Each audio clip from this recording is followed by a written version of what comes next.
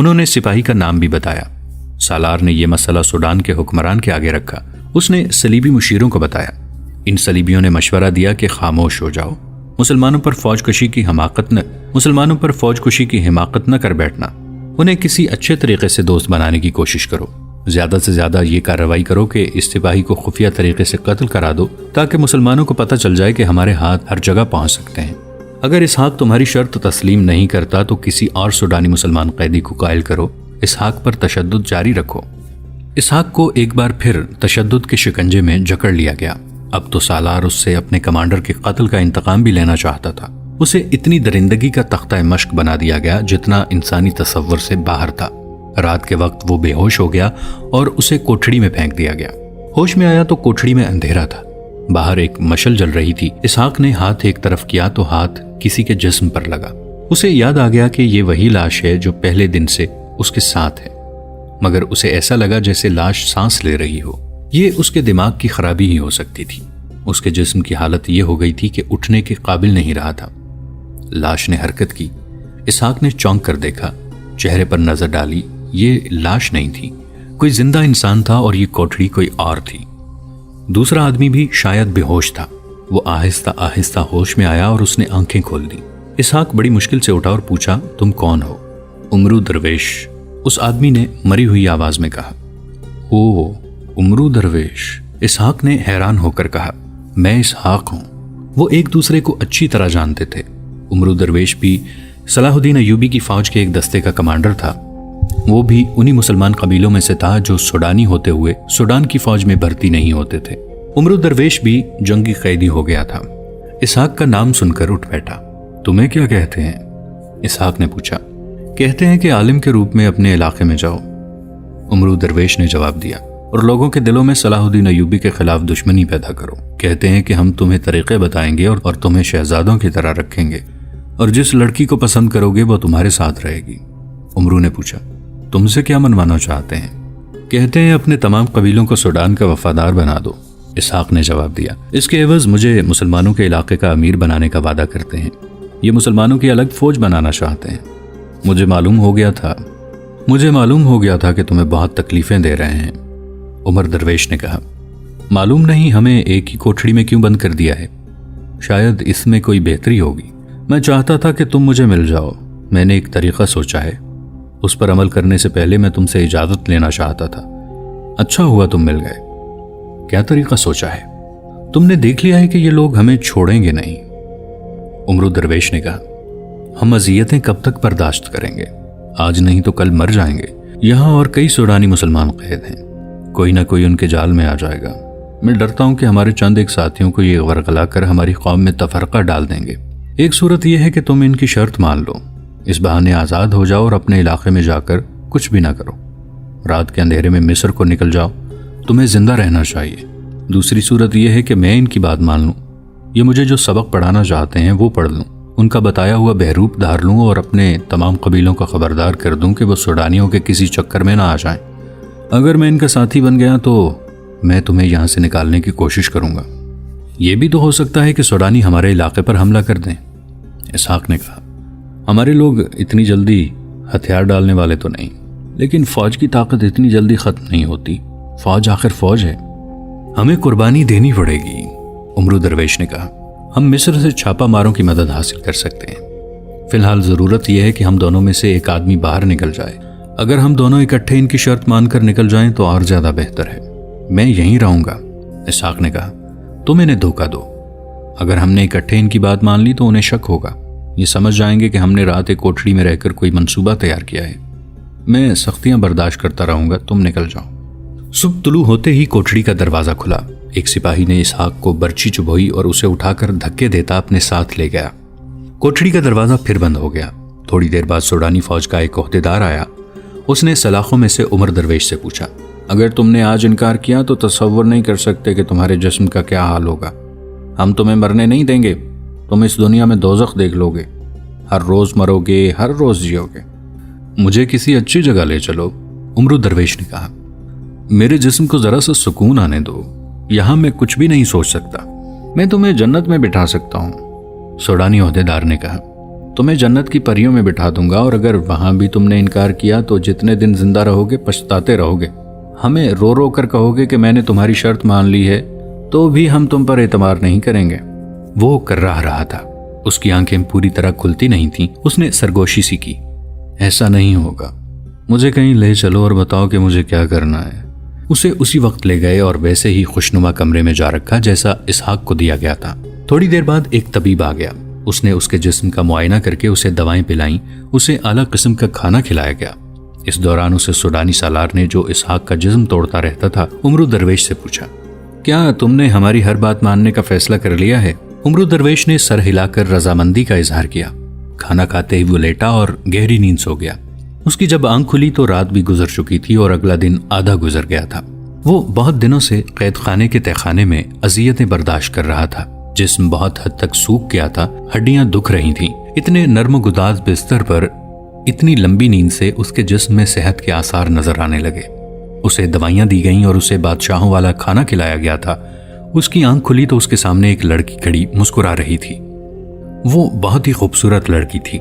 اس کے بال ریشمی تھے اور کھلے ہوئے۔ اس کے کندھے، بازو اور سینے کا کچھ حصہ اریاں تھا۔ عمرو درویش فوجی تھا، جنگلوں میں پیدا ہوا اور فوج میں اس کی عمر میدان جنگ میں گزر رہی تھی۔ اس لڑکی کو اس نے خواب سمجھا، لیکن لڑکی نے آگے ہو کر اس کے سر پر ہاتھ پھیرا تو اسے یقین آیا کہ یہ خواب نہیں۔ لڑکی باہر چلی گئی اور طبیب کو بلا لائی۔ طبیب نے اسے دیکھا اور دوائی پلا کر چلا گیا۔ فوراً 2 صلیبی آ گئے۔ وہ سوڈانی زبان روانی سے بولتے تھے، تخریب کاری کے ماہر معلوم ہوتے تھے۔ انہوں نے عمر درویش کو اس مہم کے لیے تیار کرنا شروع کر دیا کہ وہ اپنے علاقے میں جا کر یہ نہیں بتائے گا کہ وہ قید میں رہا ہے، بلکہ یہ بتائے گا کہ میدان جنگ میں اسے ایک بزرگ ملے تھے جنہوں نے اسے کہا تھا کہ مصری فوج کا سوڈان پر حملہ مصر کے لیے مہنگا ثابت ہوگا۔ مسلمانوں کے لیے بہتر یہ ہے کہ سوڈان کا ساتھ دیں ورنہ تباہ ہو جائیں گے۔ صلیبیوں نے اسے یہ بھی بتایا کہ وہ مجذوب عالم کے بھیس میں مسلمانوں کے دلوں میں صلاح الدین ایوبی اور مصر کی حکومت کے خلاف نفرت پیدا کرے گا۔ عمرو درویش خندہ پیشانی سے رضامند ہو گیا۔ اسی وقت اس کی ٹریننگ اور ریہرسل شروع ہو گئی۔ شام کے بعد اس کے آگے لڑکیوں نے کھانا چنا۔ شراب بھی رکھی گئی جو اس نے قبول نہ کی۔ کھانے کے بعد جب لڑکیاں دسترخوان سمیٹ کر لے گئیں تو ایک اور لڑکی شب خوابی کے لباس میں آ گئی۔ اس کا جسم نیم اریاں اور چال ڈھال اشتعال انگیز تھی۔ تم کیوں آئی ہو؟ عمرو درویش نے لڑکی سے پوچھا۔ آپ کے لیے، لڑکی نے جواب دیا، میں آپ کے پاس رہوں گی۔ تمہارا نام کیا ہے؟ مشی، لڑکی نے جواب دیا اور اس کے پلنگ پر بیٹھ گئی۔ مشی، عمرو درویش نے کہا، مجھے تمہاری ضرورت نہیں، تم چلی جاؤ۔ میں حکم لے کر آئی ہوں کہ مجھے آپ کے ساتھ رہنا ہے۔ مجھ سے یہ لوگ جو بات منوانا چاہتے تھے وہ میں نے مان لی ہے۔ عمرو درویش نے کہا، اب مجھے تم جیسے حسین فریب کی کوئی ضرورت نہیں۔ میں جانتی ہوں، مشی نے کہا، آپ کے متعلق مجھے سب کچھ بتا دیا گیا ہے۔ میں انعام کے طور پر آئی ہوں۔ مجھے یہ بھی معلوم ہے کہ آپ کو میری ضرورت ہے۔ سپاہی جب میدان جنگ سے آتے ہیں تو ان کی روح عورت کی طلبگار ہوتی ہے۔ میں ہارا ہوا سپاہی ہوں، عمرو درویش نے کہا، میری روح مر گئی ہے، مجھے اپنے جسم سے نفرت ہو گئی ہے، مجھے اس کی کسی بھی ضرورت کا احساس نہیں رہا۔ قید خانے میں ابلے ہوئے پتے کھاتا رہا تو بھی مطمئن رہا، یہاں اتنے اچھے کھانے کھائے ہیں تو بھی مطمئن ہوں، لیکن خوش نہیں ہوں، میں شکست خوردہ ہوں۔ لڑکی ہنس پڑی جیسے کسی نے جل ترنگ چھیڑ دیا ہو۔ شراب کے 2-4 گھونٹ آپ کو مسرتوں سے مالا مال کر دیں گے، لڑکی نے کہا۔ حلق سے اتر جائے تو مجھے دیکھنا، مجھ میں آپ کو پھولوں کا حسن نظر آئے گا۔ میری مجبوری یہ ہے کہ میں مسلمان ہوں، عمر درویش نے کہا۔ ہم عصمتوں سے کھیلا نہیں کرتے، عصمتوں کی حفاظت کیا کرتے ہیں۔ صرف مسلمان لڑکیوں کی عصمتوں کی حفاظت کرتے ہوگے، لڑکی نے کہا۔ میں مسلمان نہیں اور تم عصمت والی بھی نہیں، عمرو درویش نے کہا۔ پھر بھی میرا فرض ہے کہ تمہاری عصمت کا خیال رکھوں، لڑکی مسلمان ہو یا کسی اور مذہب سے تعلق رکھتی ہو، اپنی قوم کی ہو یا اپنے دشمن کی، مسلمان اگر ایمان کا پکا ہے تو اس کی عصمت کی حفاظت کرے گا۔ تم تمام رات میرے پاس بیٹھی رہو، صبح سب کو بتاتی پھرو گی کہ رات ایک پتھر کے پاس بیٹھ کر گزاری ہے۔ کیا میں خوبصورت نہیں؟ لڑکی نے پوچھا۔ تم جیسی بھی ہو میرے کسی کام کی نہیں، عمرو درویش نے جواب دیا۔ میں تمہارے کام آ سکتا ہوں، اگر تم اس ذلیل زندگی سے آزاد ہونا چاہو تو میں تمہیں جان پر کھیل کر یہاں سے نکال لے جاؤں گا اور کسی شریف گھرانے میں آباد کر دوں گا۔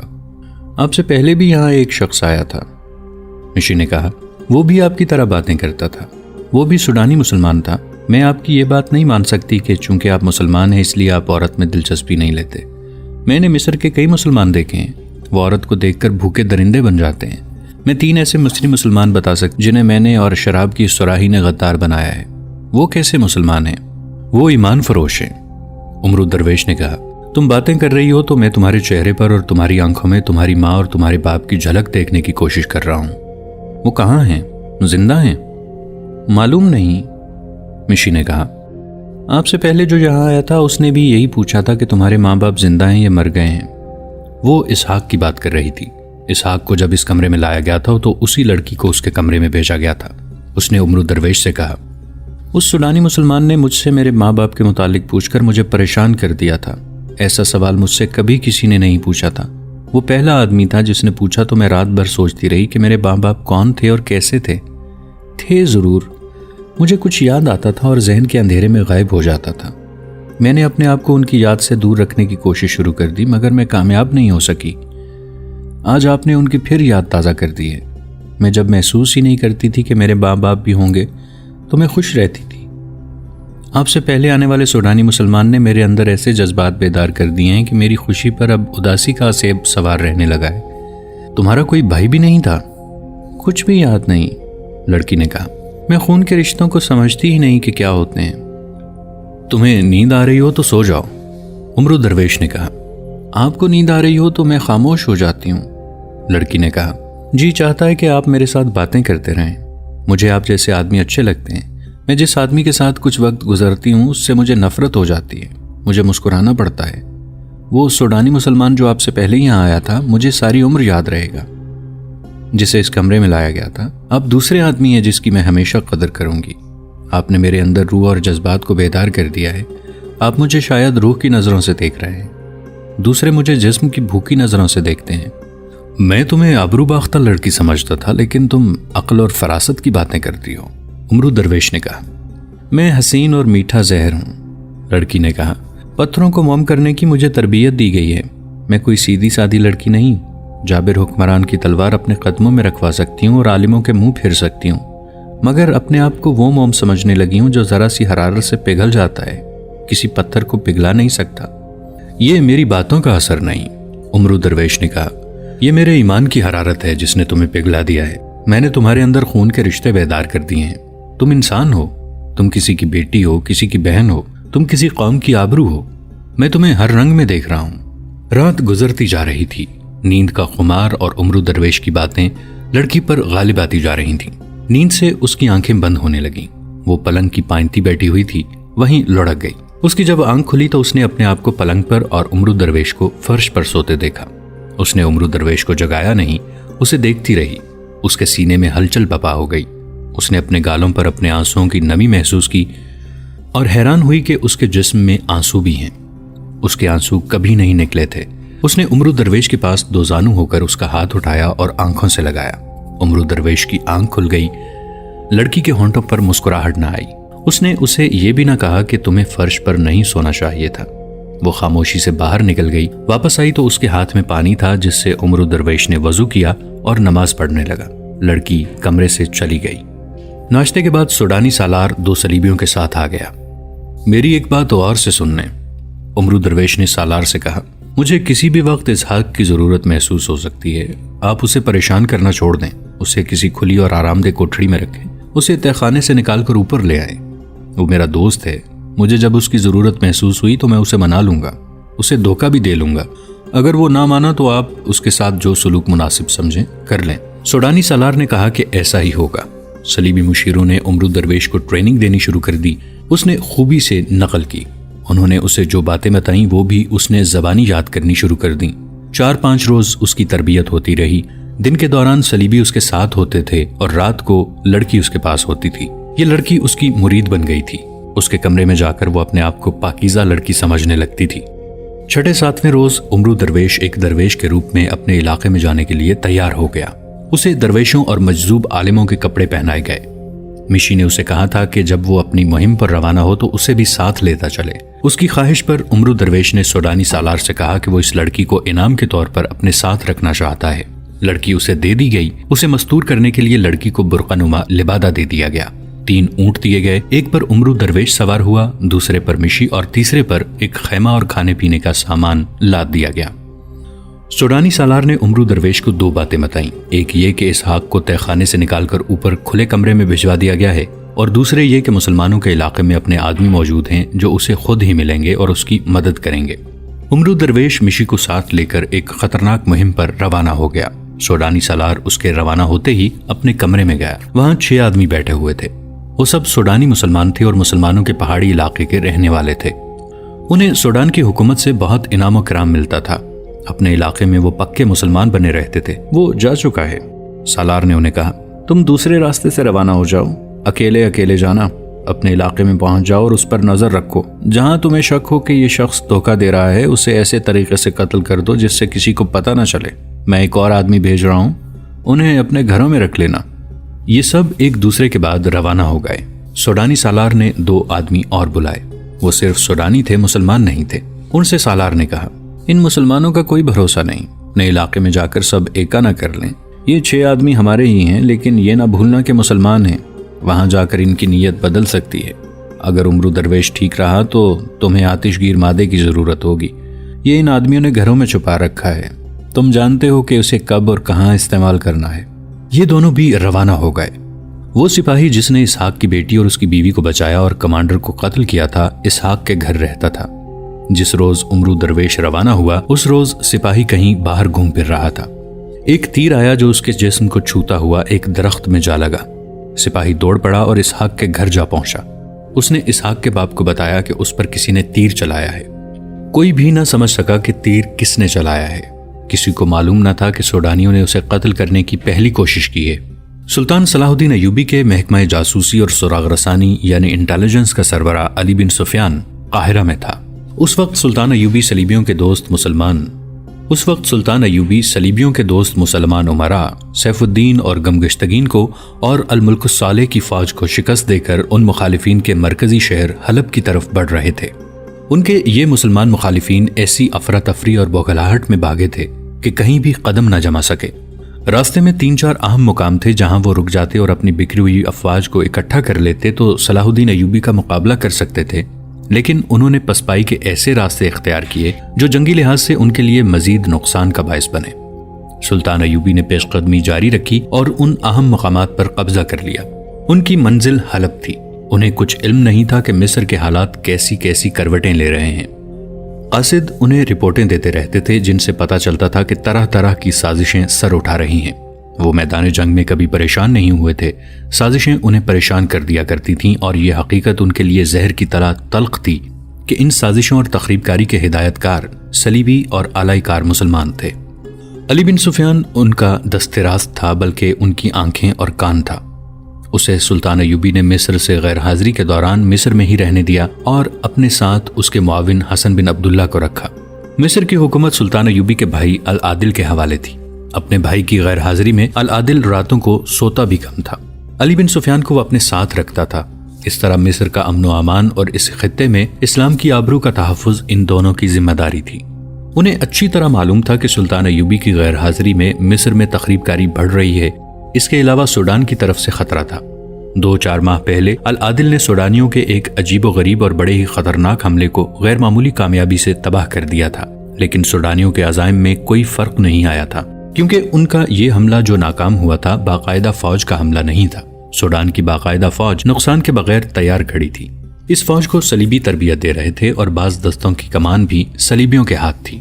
سوڈان کے خطرے کی پیش بندیاں یوں کی گئیں کہ سرحد پر سرحدی دستوں کی نفری میں اضافہ کر دیا گیا۔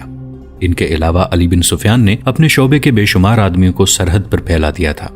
یہ سب جاسوس اور مخبر تھے۔ وہ صحرائی مسافروں اور خانہ بدوشوں کے بھیس میں سرحد پر گھومتے پھرتے رہتے تھے۔ ان کا رابطہ سرحدی چوکیوں کے ساتھ تھا۔ ان چوکیوں پر ان کے لیے گھوڑے تیار رہتے تھے۔ سرحدی دستوں کے گشتی سنتری بھی ان کے ساتھ رابطہ رکھتے تھے۔ ایک انتظام اور بھی تھا۔ علی بن سفیان کے چند ایک ماہر جاسوس تاجروں کے بہروپ میں سوڈان کے ساتھ غیر قانونی تجارت کرتے تھے، جسے آج کل سمگلنگ کہا جاتا ہے۔ انہیں مال دے کر سرحد پار کرا دی جاتی تھی۔ یہ لوگ سوڈان جا کر یہ ظاہر کرتے تھے کہ وہ مصر کے سرحدی دستوں کی آنکھوں میں دھول جھونک کر آئے ہیں۔ سوڈان میں بعض اجناس کی قلت تھی، جس میں اناج خاص طور پر قلیل تھا۔ دوستو، آج کے لیے اتنا ہی۔ اسی کہانی کی اگلی قسط کے ساتھ بہت جلد حاضر ہوں گے۔ نیچے کامنٹ سیکشن میں اپنی رائے کا اظہار ضرور کیجیے گا۔ ہمارے اس چینل کو سبسکرائب کر کے نیچے موجود بیل آئیکن کو بھی ضرور کلک کیجیے گا۔ اگلی ملاقات تک کے لیے ہمارا اور آپ کا اللہ نگہبان۔